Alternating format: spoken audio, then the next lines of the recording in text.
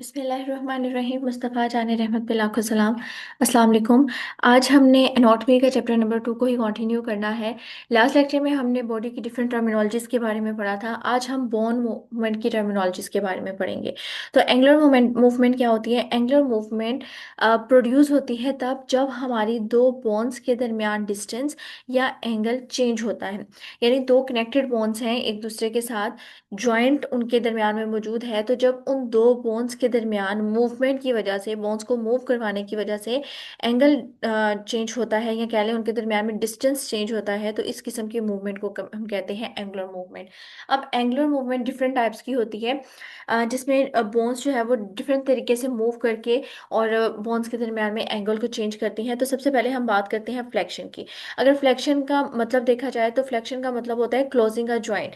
तो ये ऐसी बोन मूवमेंट होती है जिसमें दो बोन्स के दरमियान में डिस्टेंस कम होता है। यानी अगर हम बोन्स को इस तरीके से मूव करें, एक बोन को इस तरीके से मूव करें कि उन दो बोन्स के दरमियान वो जो आपस में जुड़ी हुई हैं डिस्टेंस कम हो, एंगल कम हो, तो उस केस में क्या होता है, जो मूवमेंट होगी वो फ्लेक्शन कहलाएगी। For example bending bending of elbow, कि अगर आप अपने एल्बो को, अपनी कोहनी को बेंड करें ऊपर की साइड पे, तो आपके जो दो बोन्स हैं, आपकी ह्यूमरस होगी और आपकी ये जो अ, हो गई रेडियस और अल्ना, इनके दरमियान में डिस्टेंस कम होता है, इनके दरमियान में एंगल कम होता है। तो इस किस्म की मूवमेंट को क्या कहा जाता है? फ्लेक्शन मूवमेंट कहा जाता है। अब जैसा कि एनिमेशन में है कि जो अगर आपकी लेग ऊपर की साइड पे मूव कर रही है, तो आपकी थाई बोन और आपकी जो लेग है, इनके दरमियान में डिस्टेंस क्या हो रहा है? कम हो रहा है। अगर दोबारा देखें तो पहले इनके दरमियान में डिस्टेंस ज़्यादा था, अब आहिस्ता आहिस्ता जैसे जैसे बोन ऊपर मूव की तो डिस्टेंस कम हो गया। डिस्टेंस कम होने की वजह से उसमें एंगल भी कम हो गया। तो ऐसी मूवमेंट जिसमें दो बोन्स के दरमियान में डिस्टेंस कम हो रहा है, इस किस्म की मूवमेंट को कहते हैं फ्लेक्शन। नेक्स्ट हमारे पास आती है एक्सटेंशन। एक्सटेंशन का मतलब होता है ओपनिंग अ ज्वाइंट। यानी अगर हम अपनी बोन को इस तरह से मूव करवाएं कि दो बोन्स के दरमियान में डिस्टेंस ज़्यादा हो या एंगल ज़्यादा हो, तो इस किस्म की मूवमेंट को कहते हैं एक्सटेंशन। अब जैसे कि ये सामने डायग्राम है, इसमें जो एनिमेशन है, इसमें पहले बोन जो है वो बेंट हुई है, जो लेग है वो बेंट हुई है। तो उस केस में लेग और थाई के दरमियान में जो डिस्टेंस है, जो एंगल है, वो कम है। लेकिन जैसे जैसे ये लेग नीचे की तरफ मूव करेगी तो दोनों बोन्स के दरमियान में डिस्टेंस ज्यादा हो जाएगा। तो इस किस्म की जो मूवमेंट होती है जिसमें दो बोन्स के दरमियान में डिस्टेंस ज्यादा होता है बोन मूवमेंट की वजह से, उस मूवमेंट को कहा जाता है एक्सटेंशन मूवमेंट। इसकी एग्जांपल में स्ट्रेटनिंग ऑफ एल्बो भी आ सकता है और ये लेग की मूवमेंट भी आ सकती है। ठीक है। नेक्स्ट हमारे पास आता है कॉन्ट्रैक्शन एंड रिलैक्सेशन। कॉन्ट्रैक्शन और रिलैक्सेशन बेसिकली मसल से रिलेटेड होते हैं। जब हमारे किसी मसल का साइज कम होता है तो उसकी वजह से कॉन्ट्रैक्शन होती है। जैसे फॉर एग्जांपल हम अपने ट्राइसेप और बाइसेप मसल की बात करें तो हमारे जो बाइसेप मसल्स हैं, जब वो कॉन्ट्रैक्ट करते हैं, कॉन्ट्रैक्ट करने के नतीजे में वो कॉन्ट्रैक्ट करने का मतलब होता है सुकड़ जाना। सुकड़ने के नतीजे में वो क्या करते हैं, हमारी जो रेडियस और अल्ना वाला पोर्शन है बाजू का, उसको अपनी तरफ खींचते हैं, जिसकी वजह से मतलब मसल्स के दरमियान में क्या हो रही है, मसल कॉन्ट्रैक्ट हो रहे हैं, मसल डिक्रीज हो रहा है, मसल का साइज डिक्रीज हो रहा है। तो मसल का साइज डिक्रीज होने की वजह से क्या होती है? कॉन्ट्रैक्शन होती है। अगर मसल जिसमें कॉन्ट्रैक्शन हुई थी वही मसल अपनी ओरिजिनल पोजीशन पे वापस जाने लग जाए, यानी कि मसल का साइज इंक्रीज हो जाए या अपनी वो ओरिजिनल पोजीशन गेन कर ले, तो उस किस्म के मूवमेंट को कहते हैं रिलैक्सेशन। फॉर एग्जांपल कि हमारे जो बाइसेप मसल्स होते हैं, हमारी ह्यूमरस के ऊपर, हमारी जो आर्म होती है, हमारे आर्म में ह्यूमरस मौजूद होती है, तो वहाँ पे हमारे बाइसेप और ट्राइसेप मसल्स मौजूद होते हैं। हमारे जो बाइसेप मसल्स हैं वो आगे से हमारे फोर आर्म रीजन से, यानी जहाँ पे हमारा बाजू है, हमारी रेडियस और अल्ना है, उसके साथ अटैच होती हैं। तो जब हमारे बाइसेप मसल कॉन्ट्रैक्ट होते हैं, मसल कॉन्ट्रैक्ट की होने की वजह से मसल का साइज कम हो जाता है, जिसकी वजह से वो मसल हमारे फोर आर्म वाले पोर्शन को अपनी तरफ खींचती है और हमारी बाजू क्या हो जाता है? बेंड हो जाता है। लेकिन अगर दूसरी तरफ हमारे ट्राइसेप मसल्स कॉन्ट्रैक्ट करें, या हम कह लें कि हमारे बाइसेप मसल ही रिलैक्स कर रहे हैं, रिलैक्स करने के नतीजे में मसल्स का साइज इंक्रीज होगा। मसल का साइज इंक्रीज होने की वजह से हमारा बाजू अपनी ओरिजिनल पोजीशन पे जाएगा, हमारे जो मसल्स होंगे वो अपनी ओरिजिनल पोजीशन पे जाएंगे। तो इस किस्म की मसल के मूवमेंट को कहा जाता है रिलैक्सेशन। नेक्स्ट आता है एबडक्शन और एडक्शन। अच्छा, एबडक्शन और एडक्शन मेन हमारे लिम्ब की मूवमेंट के अकॉर्डिंग है। लिम्ब किसे कहते हैं? हमारे बाजू और हमारी टांगों को लिम्ब कहा जाता है, इसके अलावा एक्सट्रीमिटीज भी कहा जाता है। तो अगर हमारे बाजू, हमारी मिड लाइन हमने लास्ट लेक्चर में टर्मिनोलॉजी पढ़ी थी कि वो लाइन जो हमारी बॉडी को दो इक्वल पार्ट में कन्वर्ट करती है वो मिड लाइन कहलाती है। तो अगर हमारे बाजू या हमारी टांगे मिड लाइन की तरफ मूव करेंगी तो वो एडक्शन होगी। अगर हमारे बाजू और हमारी टांगे मिड लाइन से दूर मूव करेंगी तो वो एबडक्शन होंगी, ठीक है।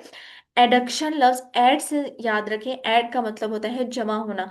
यानी कि हमारे बाजू हमारे, कह लें कि हमारे एक्सिस के साथ, हमारी मेन बॉडी के साथ क्या हो रहे हैं? ऐड हो रहे हैं। यानी लिम्ब बॉडी की तरफ मूव कर रहा है, हमारे बाजू बॉडी की तरफ मूव कर रहे हैं, तो वो क्या होगी? एडक्शन होगी। और बाजू का या टांगों का बॉडी से या मिड लाइन से दूर मूव करना एबडक्शन कहलाता है। देखिए यहाँ पे बाजू जो है बॉडी से दूर मूव कर रहा है तो ये एबडक्शन होगी। जब ये बाजू नीचे की तरफ, बॉडी की तरफ या मिड लाइन की तरफ मूव करेगा तो ये एडक्शन होगी। अगेन, बॉडी से दूर मूव कर रहा है तो एबडक्शन, मिड लाइन या बॉडी की तरफ मूव कर रहा है तो वो एडक्शन मूवमेंट होगी। नेक्स्ट आती है एलिवेशन एंड डिप्रेशन। एलिवेशन का मतलब होता है कि बोन की ऐसी मूवमेंट जिसमें बोन ऊपर की तरफ मूव कर रही है, अपवर्ड डायरेक्शन में मूव कर रही है। जैसे अगर हम बात करें अपने नीचे वाले जबड़े की, जिसे मैंडिबल भी कहा जाता है, अगर मैंडिबल ऊपर की तरफ मूव करता है तो वो एलिवेशन होगी। अगर मैंडिबल नीचे की तरफ मूव करता है तो वो डिप्रेशन होगी। एलिवेशन का मतलब होता है बोन का ऊपर की साइड पे मूव करना, डिप्रेशन का मतलब होता है बोन का नीचे की साइड पे मूव करना। तो इसकी एग्जांपल में मैंडिबल यानी हमारा नीचे वाला जबड़ा, लोअर जो आ जाता है। अगर लोअर जो ऊपर की साइड पे मूव करेगा तो वो एलिवेशन होगा, अगर नीचे की साइड पे मूव करेगा तो वो डिप्रेशन होगा। जैसे देखिए यहाँ पे नीचे मूव किया जो ने तो ये डिप्रेशन, जब जो ऊपर की तरफ मूव कर रहा है तो ये एलिवेशन कहलाएगी। नीचे डिप्रेशन और मूवमेंट ऑफ जो in upward direction is called elevation. Next आती है इवर्जन एंड इन्वर्जन।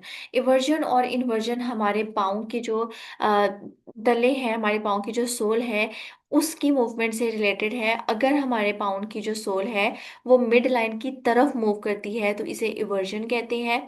सॉरी, अगर हमारे पाँव की जो सोल है वो मिड लाइन से दूर मूव करती है तो इसे इवर्जन कहते हैं। और अगर हमारे पाँव की जो सोल है, हमारे पाँव का जो तला है वो मिड लाइन की तरफ मूव करता है तो उसे इन्वर्जन कहते हैं। यहाँ पे भी अपनी रिमाइंड के लिए, अपने याद रखने के लिए याद रखें, इन का मतलब होता है इनसाइड, अंदर की जानिब। तो अगर आपके सोल ऑफ फुट, आपके पाँव की जो सोल है वो अंदर की साइड पे यानी मिड लाइन की तरफ मूव करती है तो वो इन्वर्जन होगा। और अगर वो मिड लाइन से बाहर की तरफ मूव करिए तो वो इवर्जन होगा। इवर्जन को हम फिब्यूलर मूवमेंट भी कहते हैं और इन्वर्जन को हम टिब्यूलर मूवमेंट भी कहते हैं। क्यों? क्योंकि इन अंगूठे वाली साइड पे हमारा टिबिया मौजूद होती है तो टिबिया से टिब्यूलर मूवमेंट, और दूसरी साइड पे हमारी फिब्यूला मौजूद होती है तो उसकी वजह से हमारी फिब्यूलर मूवमेंट आ जाती है। जैसे फॉर एग्जांपल, यहाँ पे ये पाँव जब अंदर की साइड पे मूव कर रहा है मिड लाइन की तरफ तो वो इन्वर्जन थी। देखिए, अंदर की तरफ मूव कर रहा है तो इन्वर्जन, बाहर की तरफ मूव कर रहा है तो इवर्जन। यानी कि पाँव मिड लाइन की तरफ मूव कर रहा है तो इन्वर्जन, मिड लाइन से दूर मूव कर रहा है तो इवर्जन। नेक्स्ट आता है dorsi flexion and planter flexion. Dorsi flexion and planter flexion mean होता है मूवमेंट हमारे पाँव और हमारी टांग के दरमियान में। अगर हमारी लेग और हमारे फुट यानी हमारे पाँव के दरमियान में डिस्टेंस कम होता है तो उसे डोर्सी फ्लेक्शन कहा जाता है। यानी हम पाँव को इस तरीके से मूव करवाएं कि हमारे पाँव और टांग के दरमियान में डिस्टेंस कम हो तो वो डोर्सी फ्लेक्शन कहलाता है। लेकिन अगर हम अपने पाँव को इस तरह से मूव करवाएं कि मेरे पाँव और हमारी टांग के दरमियान में डिस्टेंस जो है वो ज़्यादा हो जाए, वो प्लेंटर फ्लेक्शन कहलाता है।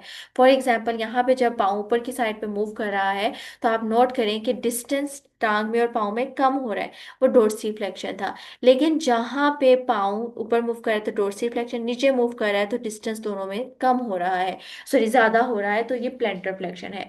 पाँव का ऊपर की तरफ ऐसे मूव करना कि डिस्टेंस कम हो, डोर्सी फ्लेक्शन, और नीचे को मूव करना कि डिस्टेंस ज़्यादा हो, ये प्लेंटर फ्लेक्शन कहलाता है। नेक्स्ट आता है supination and pronation. Supination and pronation basically movement होती है हमारी फोर आर्म की, हमारे बाजू की। अगर हम अपने बाजू को इस तरह से मूव करवाएं कि जो हमारे हाथ की हथेली है ये अपवर्ड डायरेक्शन यानी ऊपर की साइड पे हो, इसका फेस ऊपर, हमारा जो पाम ऑफ हैंड है, हमारे पाँव हाथ की जो हथेली है वो ऊपर की तरफ हो, तो उसको कहते हैं सुपीनेशन। लेकिन अगर हम अपने बाजू को इस तरह से मूव करवाएं कि हमारे जो हाथ की हथेली है वो नीचे की तरफ उसकी डायरेक्शन हो, तो उसे प्रोनेशन कहते हैं। बाजू की इस तरह से मूवमेंट कि हथेली का मुंह या हथेली का जो फेस है वो ऊपर की डायरेक्शन में हो, वो सुपीनेशन कहलाता है। और बाजू की इस तरह से मूवमेंट कि जो हथेली है वो नीचे की डायरेक्शन में हो, तो उसको हम प्रोनेशन कहते हैं। जैसे देखें, यहाँ पे बाजू जब मूव कर रहा है तो नीचे की साइड पे हमारी हथेली है, ये प्रोनेशन था। अगर ऊपर की साइड पे हथेली आ गई है तो ये सुपीनेशन था। यहाँ पे नीचे की साइड पे प्रोनेशन, हथेली ऊपर की साइड पे फेस करी है तो सुपीनेशन।